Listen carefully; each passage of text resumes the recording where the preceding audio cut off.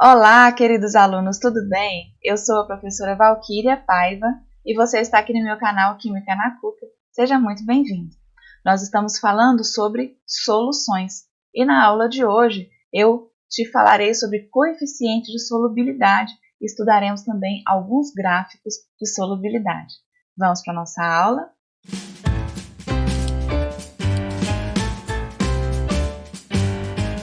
O que é, então, o coeficiente de solubilidade? Antes de começar a explicação, eu quero convidar que você deixe o seu like e se inscreva no meu canal, se você ainda não for inscrito. Lembre de clicar no sininho para que possa receber todas as notificações e os novos vídeos que eu estarei postando, tá bom? O que é o coeficiente de solubilidade? É o coeficiente que indica a quantidade máxima de uma substância. Então, veja a quantidade máxima de uma substância, que é o nosso soluto, que em determinadas condições de temperatura e pressão, veja que o coeficiente, então, vai depender de temperatura e de pressão, vai se dissolver em uma quantidade fixa de solvente. Então, é quanto que uma substância que a gente chama de soluto pode se dissolver em uma quantidade fixa de solvente. A maioria das vezes nós trabalhamos com a quantidade fixa de 100 gramas de água, mas isso vem sempre escrito, né? Qual é a quantidade fixa de solvente que está sendo analisada em cada caso.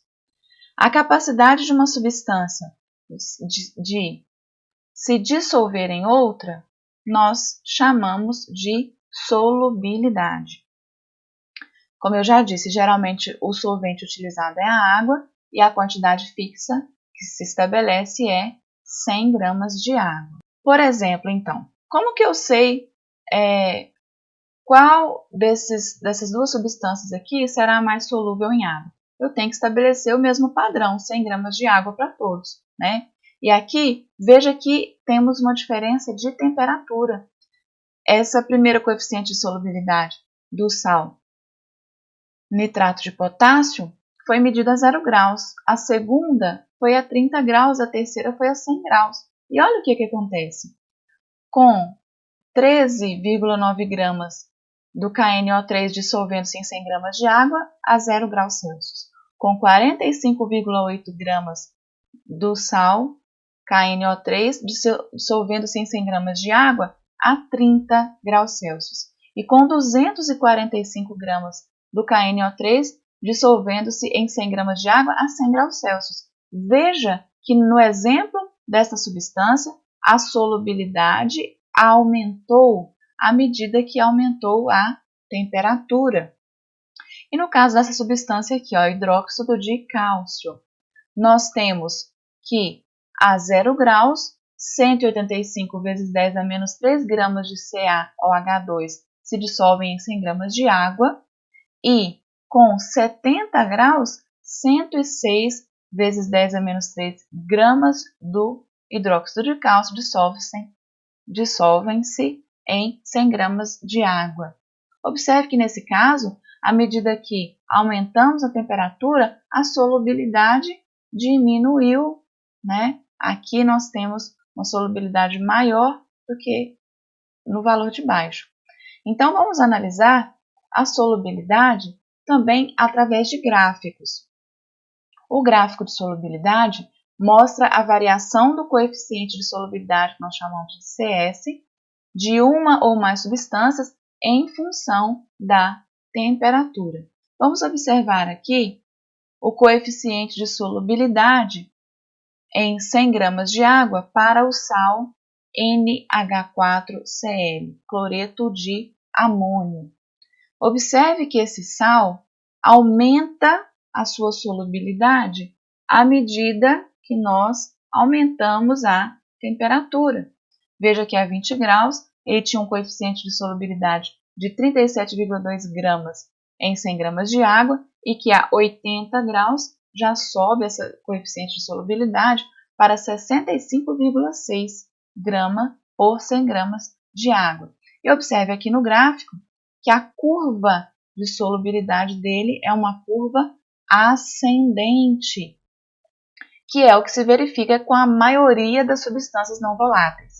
Para eu saber, então, se eu não tivesse essa tabela, para eu saber qual o coeficiente de solubilidade desse sal, por exemplo, 40 graus. Então, eu veria aqui qual é o ponto em que eu encontro essa substância a 40 graus. Então, eu teria que é entre 40 e 50 graus. Se eu não tivesse esse valor, eu poderia estimar em torno de 45,8. E é dessa forma que nós encontramos a solubilidade de uma substância através de um gráfico. Porém, nem todas as substâncias sólidas, quando são dissolvidas em água, têm a sua solubilidade aumentada. Muitas substâncias, à medida que aumenta a temperatura, têm a sua solubilidade diminuída. Então, nesse exemplo, a curva de solubilidade será decrescente. Nós vamos ver exemplos disso daqui a pouco. O gráfico de dissolução endotérmica é o seguinte: o soluto se dissolve absorvendo o calor do solvente. Então, o que significa a palavra endotérmica? Endo significa para dentro. Então, é uma coisa que absorve energia, né? Endotérmico absorve energia na forma de calor. Então, o aumento da temperatura, no caso, favorece a dissolução do soluto. A solubilidade dessa substância geralmente aumenta com o aumento da temperatura. São curvas ascendentes, aumentam, né? E a solução como um todo fica fria numa dissolução endotérmica. Então, aqui nós podemos observar neste gráfico que as dissoluções do KNO3, que é essa curva, e do NaCl, que é essa outra curva, são endotérmicas, são curvas ascendentes. No caso de uma dissolução exotérmica, exo significa para fora, é quando o soluto se dissolve liberando calor para o solvente. Ele, exo, para fora, libera calor. O aumento dessa temperatura, então, desfavorece a dissolução do soluto. A solubilidade, geralmente, diminui com o aumento da temperatura. São curvas descendentes, que vão para baixo. A solução como um todo fica quente numa dissolução exotérmica. Como exemplo do mesmo gráfico anterior, aqui o sal sulfato de sódio tem uma dissolução exotérmica. Veja que a curva dele é decrescente. Vamos observar o gráfico de sais hidratados. Quando nós temos a curva de solubilidade com pontos de inflexão, pequenas curvinhas, nós vamos observar nos gráficos, significa que o soluto vai formar hidratos definidos. Hidratos são sais que possuem água, né? Então são hidratos. E esses pontos de inflexão correspondem à temperatura de dissociação desses sais hidratados. Vamos ver aqui dois exemplos. Nós temos a curva de vermelho, a curva de solubilidade, né, o coeficiente de solubilidade do sal cloreto de cálcio. Então, veja aqui que o cloreto de cálcio, como está sendo mostrado no início, ele possui 6 moléculas de água. Então, ele é CaCl2 vezes 6H2O. Quando nós iniciamos aqui o aquecimento, né, veja que no eixo X nós temos a temperatura e no eixo Y o coeficiente de solubilidade, que é gramas do soluto por 100 gramas de água. E nesse primeiro ponto de inflexão, nessa primeira curvinha, nesse ponto, ocorre a eliminação de 2 moléculas de água. Então, ele se torna o CaCl2 vezes 4H2O. E no segundo ponto de inflexão da curva, ocorre a eliminação de mais 2 moléculas de água. Portanto, ele se torna o CaCl2 vezes 2H2O. Então, na curva de azul, que é essa curva aqui de baixo, nós temos o aquecimento do sal sulfato de sódio, que tem no início 10 moléculas de água. A fórmula dele é Na2SO4 vezes 10H2O.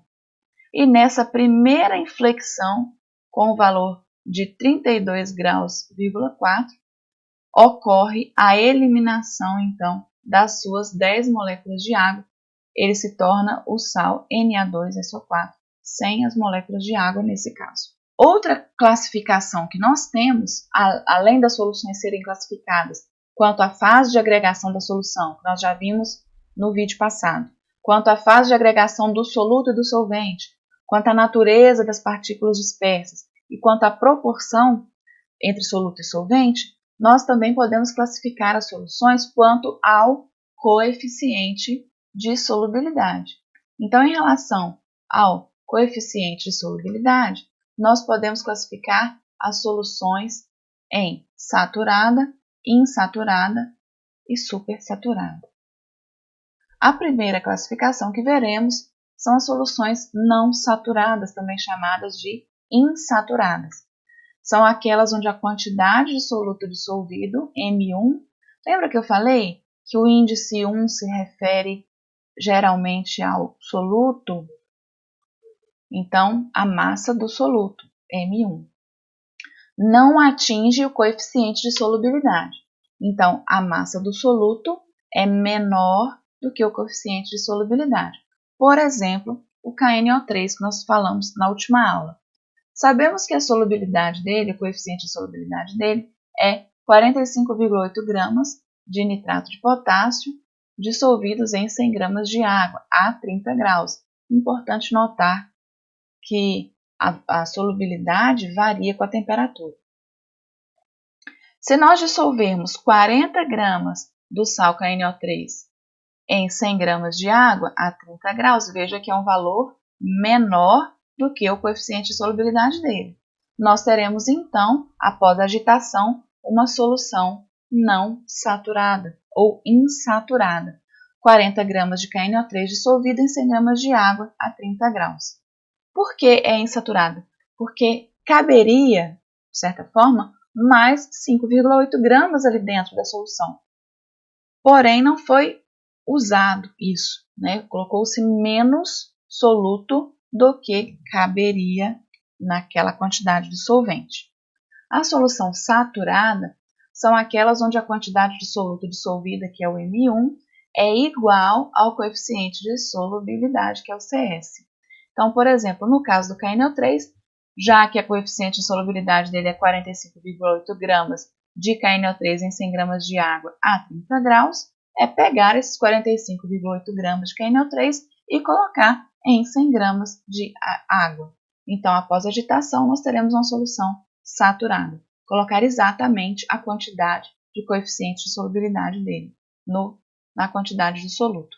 Falando sobre soluções saturadas, há soluções saturadas com precipitado, também chamado de corpo de chão ou corpo de fundo. São aquelas em que ocorre um equilíbrio dinâmico entre o corpo de chão e a solução saturada, ou seja, a velocidade com que o sólido se dissolve, ela é igual à velocidade com que o sólido se precipita no fundo do recipiente. Por exemplo, se nós dissolvermos 50 gramas de KNO3 em 100 gramas de água a 30 graus, como nós já falamos anteriormente, não se esqueça, o coeficiente de solubilidade do KNO3 é 45 gramas de KNO3 em 100 gramas de água a 30 graus. Se nós dissolvermos 50 gramas, no início, né, com a agitação, nós teremos a formação da solução saturada com 45,8 gramas de KNO3 em 100 gramas de água a 30 graus, porém vai ficar aqui no fundo, olha, um pouquinho de 4,2 gramas de KNO3, que é o excesso que nós colocamos, né?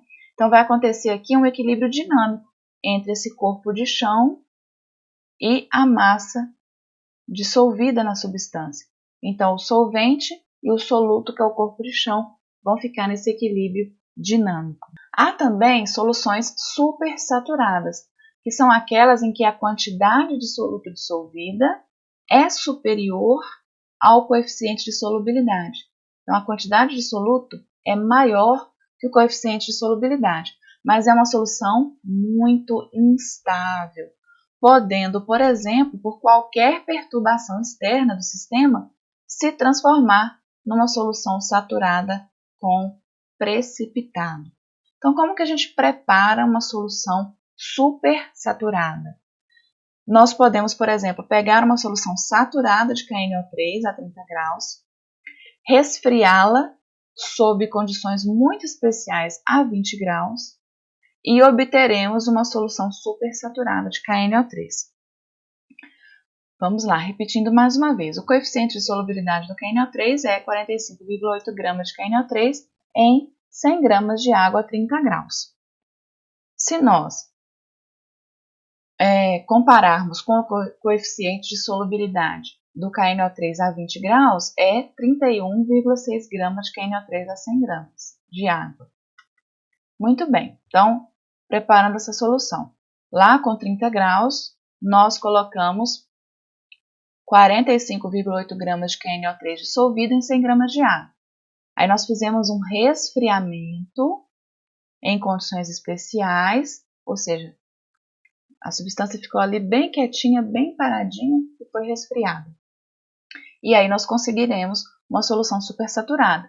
Aqui, normalmente a 20 graus, conforme nós falamos, só caberia 31,6 gramas, que é o coeficiente de solubilidade normal da solução a 20 graus.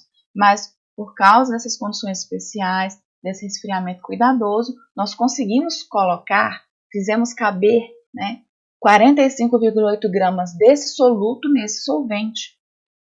Só que como a solução supersaturada é instável, se nós fizermos uma ligeira agitação nesse sistema instável, nesse sistema aqui de 20 graus, nós teremos então apenas os 31,6 gramas de KNO3 dissolvido e o restante, os 14,2 gramas de KNO3 que a gente colocou além do que cabia, vão se transformar num precipitado, vão se transformar num corpo de fundo aqui, ou no corpo de chão aqui, no fundo do recipiente. Também outra forma seria que, ao invés de agitar, se a gente colocasse uma pequena semente, essa semente que nós chamamos, é um pequeno cristalzinho, lá na mesma solução supersaturada a 20 graus. Se nós colocarmos um pequeno cristalzinho de KNO3 nessa solução supersaturada, também vai provocar a precipitação do excesso de soluto colocado ali. Então, os mesmos 14,2 gramas de KNO3, que é a diferença, de 45,8, que é o coeficiente de solubilidade a 30 graus, menos 31,6, nós teremos 14,2 gramas de corpo de fundo, ou corpo de chão, ou precipitado aqui nesse becker. Então, é assim que fazemos soluções supersaturadas. Soluções supersaturadas, então, para preparar uma solução supersaturada usando uma substância de dissolução exotérmica, devemos preparar primeiro uma solução saturada e em seguida aquecê-la em condições especiais, que é a dissolução exotérmica. Por exemplo, se eu quero uma substância X, o coeficiente de solubilidade desse X é 50 gramas de X em 100 gramas de água a 20 graus. Então, eu vou conseguir aquecer a substância, e ela vai se transformar 40 gramas de X em 100 gramas de água a 30 graus. Então, a solução saturada a 20 graus, com 50 gramas de X dissolvido em 100 gramas de água, sob aquecimento em condições especiais, nós teremos uma solução supersaturada com 50 gramas de X dissolvido em 100 gramas de água. A classificação das soluções quanto ao coeficiente de solubilidade em um gráfico de solubilidade. Nós temos aqui o gráfico, então temos um gráfico da substância, que está aqui, que no eixo Y nós temos o coeficiente de solubilidade, que é quanto da substância que se dissolve em 100 gramas de água. Aqui nós temos o gráfico da solubilidade da substância. No eixo X nós temos a temperatura. Então, nós temos 3 pontos. O ponto A está abaixo da curva, o ponto B que está em cima da curva e o ponto C está além da curva, né? O que representa o ponto A? O ponto A ele representa uma solução não saturada, ou seja, uma solução que está ainda insaturada. Se eu pegar aqui o ponto A na temperatura 3, né, eu vou ver que essa substância insaturada tem 40 gramas de X, né, qualquer, dissolvidos em 100 gramas de água na temperatura T3.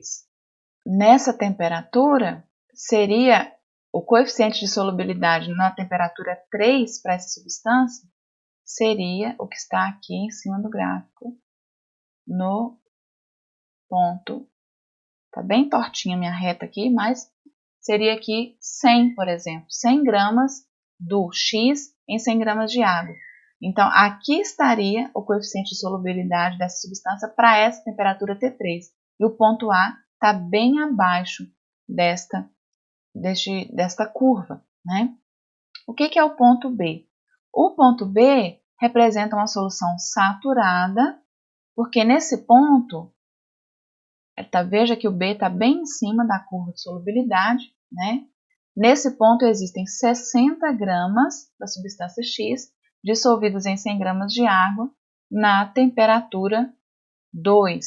Portanto, a massa do soluto dissolvido nesse ponto é igual ao coeficiente de solubilidade de X nessa temperatura, que é justamente 60 gramas de X por 100 gramas de água. O ponto C aqui, veja que ele está uma solução super saturada, porque nesse ponto C existem 50 gramas de X dissolvidos em 100 gramas de água, nessa temperatura T1. Porém, a massa do soluto que está dissolvida nesse ponto, que é 50 gramas, é muito maior do que o real coeficiente de solubilidade nessa temperatura, que é em torno de 20. Olhando aqui no gráfico. O ideal seria 20, mas ele colocou aqui 50 gramas. Então, nós vemos que é uma solução super saturada. Então, conclusão desse gráfico. Se nós tivermos aqui qualquer ponto em uma região acima da curva de solubilidade, nós dizemos que uma solução é super saturada.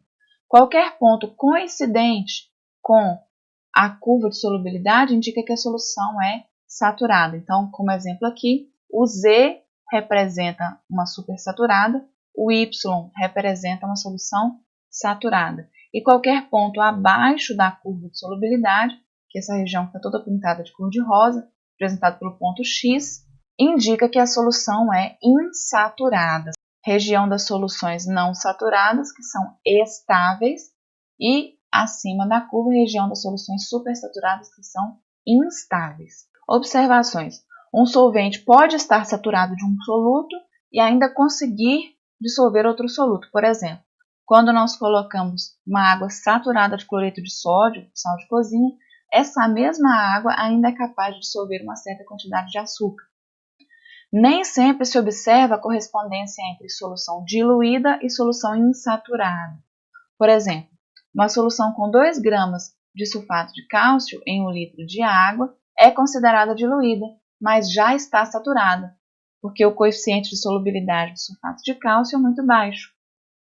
O coeficiente de solubilidade do sulfato de cálcio é 2 gramas de sulfato de cálcio para 1 litro de água.